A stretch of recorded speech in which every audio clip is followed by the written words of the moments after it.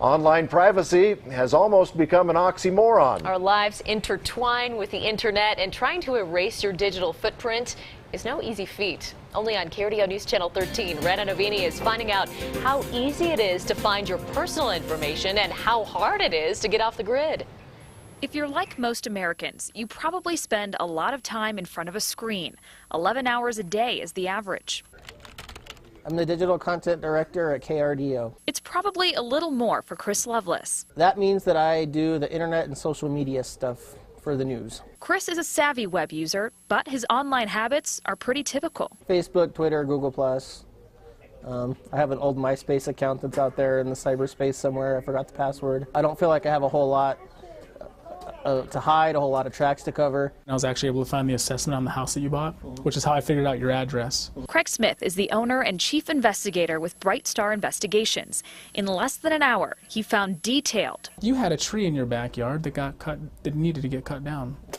Personal. I don't even remember joining OkCupid. And all public information about Chris. The things I found on Chris, I mean, they can be found about most people. Even though Chris increased his Facebook security, Smith could find photos and information through Chris's friends and family members. I'm surprised at some of the stuff he found, like the posts on the Arbor Day website, like the dating site information that I had forgotten about, old blogs that I had forgotten about. So is erasing your digital life even possible? It's absolutely possible to live off the grid. Very difficult to accomplish. Start by searching yourself or hire an investigator to do it for you.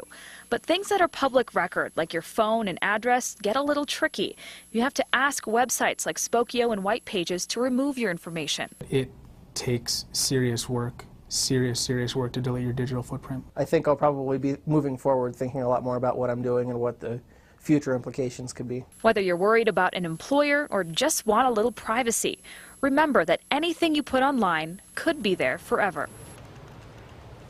So some things that Smith recommends that we can all do. Facebook is one of the biggest culprits of releasing some of your private information. So check on your security settings, hide your friends list, hide your timeline, and also hide the pages you like. He actually found a lot of information about Chris by looking at what pages Chris had liked on Facebook. And he also recommends if you're looking for a job, just deactivate your Facebook altogether and just remove that from the equation.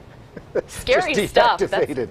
Get rid of it all. Yeah, it's hard to do though when because you still there's those cached pages too. Yep. People can find those. So yeah, it is tough. So even so Chris had that OkCupid site that he had actually deleted the profile, but Smith could actually see that he had a profile, but couldn't see it anymore since it was deleted. So kind of scary. So possible, but plausible, probably not. Yeah, and getting a hold of Spokeo and White Pages. Yeah, that's a labor intensive right there because you're going to be spending probably a lot of time trying to convince them to get rid of it. Yeah, absolutely. They're not going to be in a hurry to get rid of your stuff. And there's a lot more than just those two databases. There's a ton of them. Yeah.